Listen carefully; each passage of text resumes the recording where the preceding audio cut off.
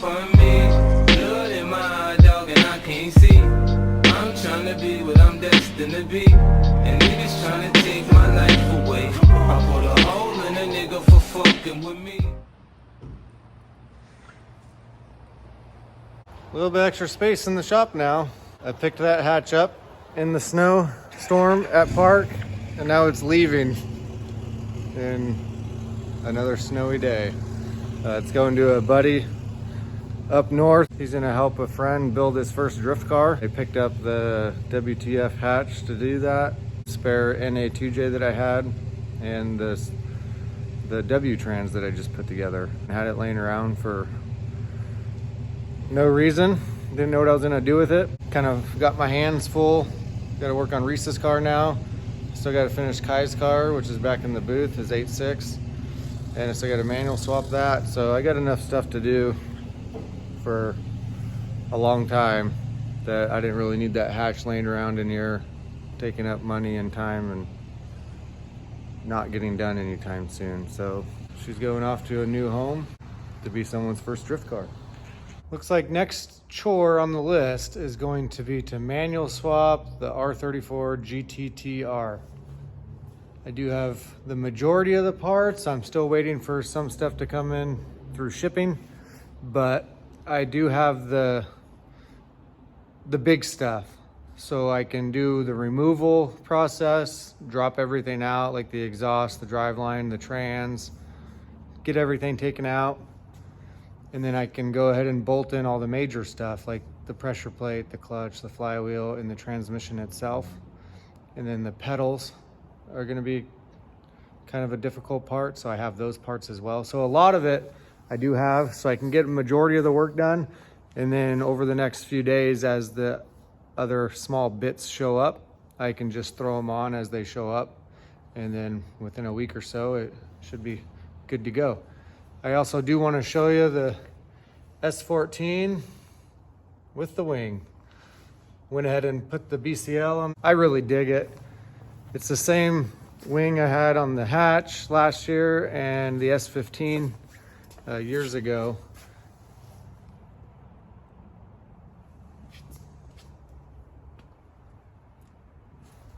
But yeah, I dig it. Looks great.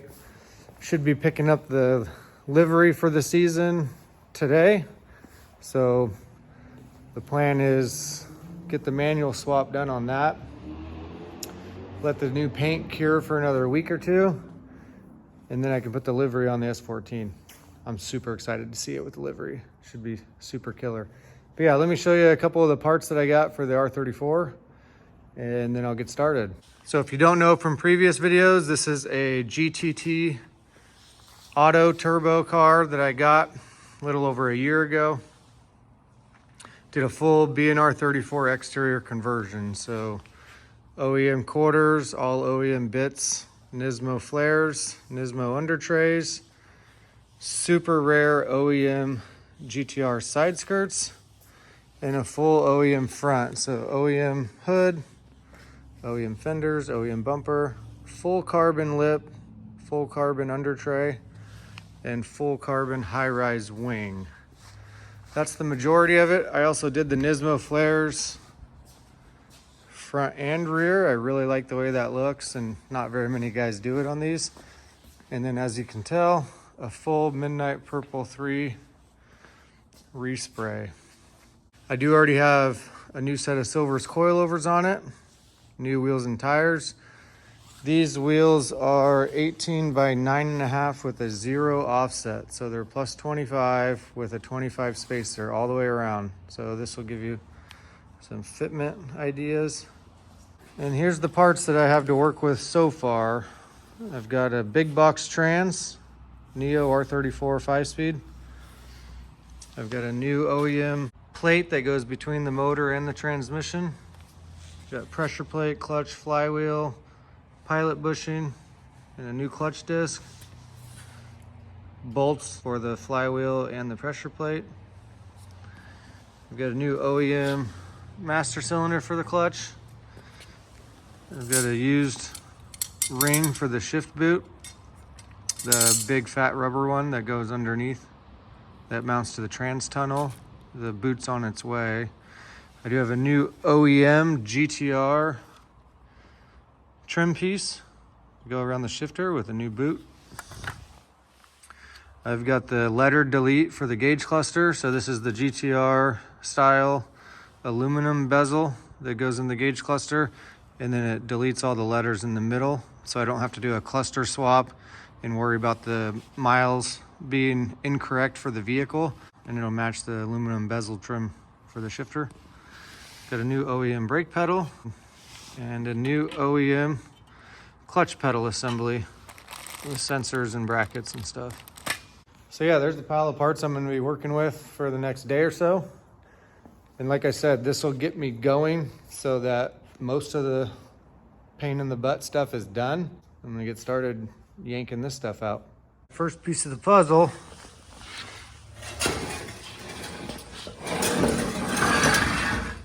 Remove the exhaust. Probably going to put a whole new custom exhaust on instead of just bolting this back up. That way we can hear some good RB music coming out of this thing.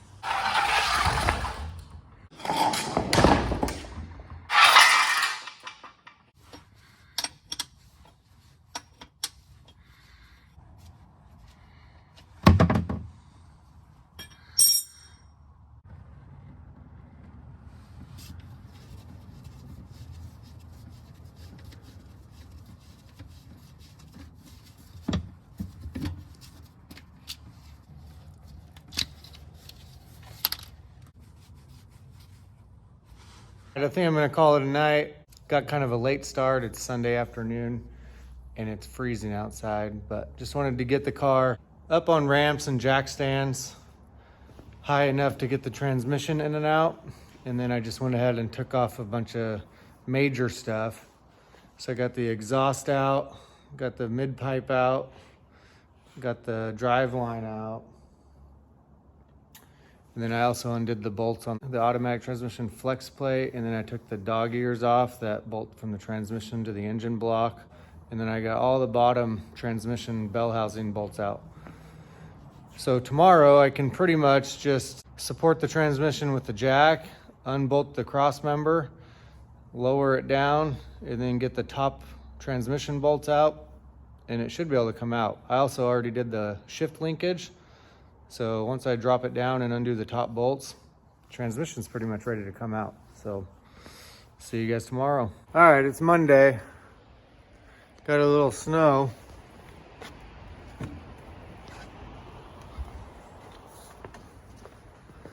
Also want to say happy birthday, Jessica. It is her birthday today. I love you very much. And you're the best wife I could ever ask for, and mom for our kids. I am back on the 34. Got a couple hours before my first work appointment. So I'm gonna get the starter out and see if I can get all the rest of the tranny bolts out and maybe even pull it before I go to work. The bottom starter bolt I was able to get from underneath real easily, so I'm gonna take the strut brace off. That'll give me more room for the master cylinder and the starter bolt. So I'm gonna do that right now. All right, that wasn't too bad. The back starter bolt, or the top starter bolt, was probably the biggest pain, just because I couldn't get my hand in there with a wrench to get it loose. But yeah, once I got that off, tilted the trans down on a jack and got the top two bell housing bolts out, and then reached up and undid all the wiring clips, and she popped right out. So time to go to work. And maybe after work today, I'll pound out the automatic sleeve and pound the manual one into the crank. And then I'll get the clutch stuff all cleaned up and bolted in. And then I'll go inside and pull the automatic shifter stuff out. And then I'll drop the manual transit. What's her name? Is that her pet? Got the automatic pilot bushing out, so I can put in the manual one now. All right, as you can see, I got the old pilot bushing out. Got the new brass one in there. I also got the backing plate. The automatic one was like 3 pieces and not the right size, so I got the manual backing plate spacer on, pilot bushing, and flywheel all torqued down. Time to put the clutch in, and I can put the trans in. It is Tuesday now, and I just got off work. I got a line made, so they gave me these fittings to use the AN line to go from the new clutch master to the new clutch slave. I think today I'm going to concentrate on getting the rest of the clutch bolted in, the pressure plate and the clutch disc. Then I will probably go ahead and try to get the transmission in. It already has an R34 cross member because it came from a 34. And the automatic harness is going to be hanging down right here, so I think I can just mess with the wiring for the reverse and the neutral stuff while it's in the car just fine. So if you didn't know, the push style is a little bit weird. This transmission came with actually a good clutch, but I already had a new disc on my shelf, so I went ahead and cleaned up the surface on the flywheel, new bolts, torqued that down, and then cleaned up the surface on the pressure plate.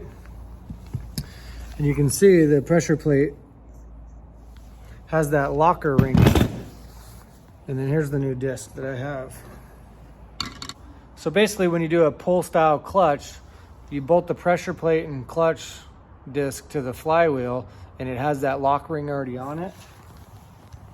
And then once you get it on there,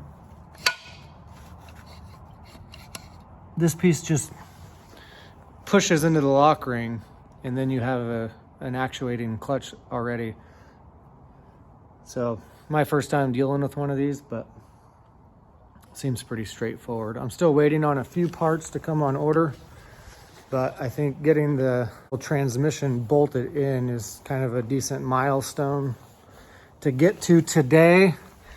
And then I'll see if I have time to mess with the interior. Another thing that I noticed, so from the factory, the GTT car has the transmission fluid going to 2 spots.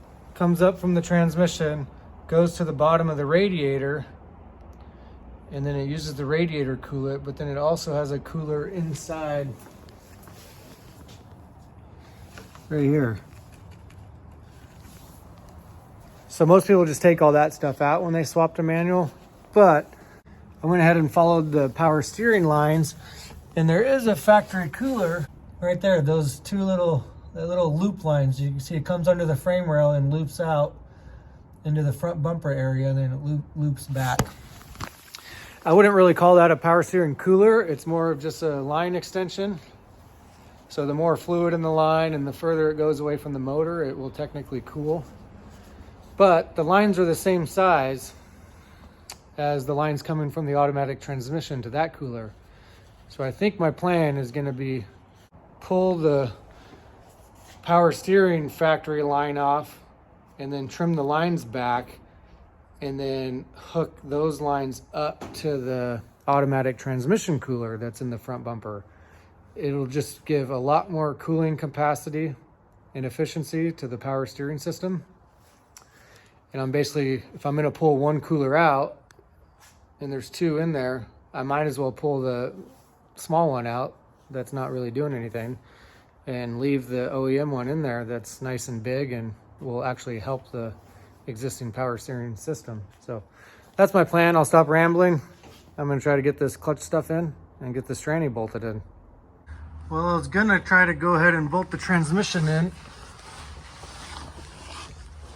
You can see I got the clutch bolted up, but then I realized that automatic shift lever is probably going to be in the way. Guess it's time to go up top and take that stuff out. All right, so going inside the car now, you can see I took the 2 front seats out, gave me a little extra room. These 2, a screw on each side of the center console. And then behind the ashtray, there's a screw in there. And then you just pop this up. And then you have to take that plug off and that plug off. And that comes off. A lot of guys will still use this for the manual swap. And I guess your shifter kind of hits on this side, but other than that, it supposedly works. But I went ahead and got an OEM GTR trim, so it's the aluminum, and it has a nice fresh manual shift boot. So now, should just be 4 bolts on this, one on each corner, then undo all the plugs, and then take this automatic shift linkage off. There's some buttons on the e-brake, and then there's these 2 screws. And that'll take the rest of the center console out. That was pretty straightforward. Obviously I had it unhooked from the transmission from yesterday. And once I did the 4 bolts, all there really was this plug, and then a harness that was connected to here, which is this harness. So you just got to pop that off and then get these 4 bolts out. And then this just pulls off. This plug went to the shifter itself. So that's going to get tucked away. I'll just tape it or zip tie it back here so it's out of the way under the console. And then this one went to the steering wheel control button. Since I'm going to be under the dash doing the pedals, I'll probably just remove this and just get it out of here. Now I've got room for the manual transmission to get jacked up into that spot. Got the tranny up. So you can see the tranny and the engine have a dowel pin in the same spot. So I guess for the automatic, it's on the engine side, and for the manual, it's on the trans side. So, gotta pull it back out and take one of the dowel pins off. Probably just take it out of the tranny, so I'm not doing it underneath the car. Put a little coil on it and some vice grips. It comes right out. I am going to keep this automatic shifter bezel. I do need to swap over the lighter to the new one. Throw on the shelf with a bunch of S14 stuff that I have. The automatic transmission I probably won't save either, but I'll probably pull the automatic bell housing off. And Nissan only makes a few transmission brackets, so I'll probably yank this off as well and throw that on the shelf. But the rest of it, out of here. I did notice when I was messing with it that this bushing, the rubber transmission mount, is pretty shot.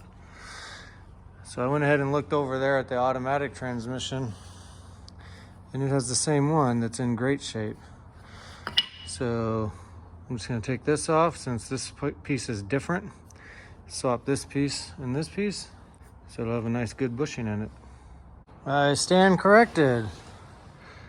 A bracket, A bracket. So the auto and the manual have the same transmission mount. That's kind of nice to know. So if you ended up doing a manual swap and you just bought a tranny without a mount, you could just steal off the auto and bolt it right up. So if you didn't know, the 34 specifically has a dog leg shifter, and that's why, because it's forward mounted in the tunnel. So the dog leg will bring it back over. That actually should be showing up in the mail today. So what I like to do when I put a tranny in like this is I just put 1 bolt on each side to sink it in evenly. And then I install these bolts, but I leave them loose. That way when I put all the rest of the bell housing bolts on, if it wants to pull the tranny forward at all, it can, and it's not binding on these. So now I got to put the slave on, and then I got these little trans braces. I don't know what they're called. Basically bolt onto the block up here, and then they utilize the 2 bottom bolts, and then there's one for that side that goes on that side, and then I got the 2 starter bolts. I didn't even unplug the starter. I just kind of unbolted it and let it hang and then shoved it back on. I have a manual transmission bolted in. You got the slave cylinder bolted on. You got the AN adapter line for the slave bolted on and tight. You got all the bell housing bolts, the little dog ear brackets for the bottom of the transmission. Starter's completely bolted on. You got the heat shield back in. Yeah, we're getting real close. There's probably some other little pieces that are waiting to show up that I forgot to mention, but anyways, I think I'm gonna end this video there. Made excellent progress the last 2 days. This car is no longer an automatic. It has a manual transmission bolted in. Next video will probably be getting all the pedals installed, get the driveline and the new exhaust built and put in, and hopefully be starting it up and driving it. So guys, don't forget, this week I have a Villains Drift Club shirt dropping soon. And this week only, I'm gonna do the same jacket. I don't know if you can see the back.